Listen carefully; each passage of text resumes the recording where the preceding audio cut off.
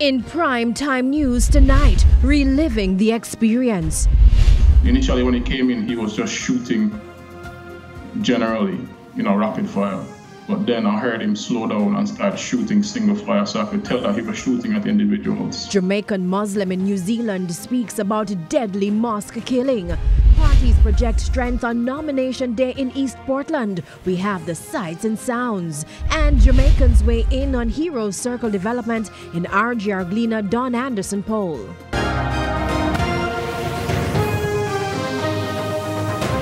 Good evening and welcome to Primetime News on air and online at onespotmedia.com. I'm Archibald Gordon. And I'm Janella Precious. Also this evening, the Financial Week, and Herman Green is here with a preview.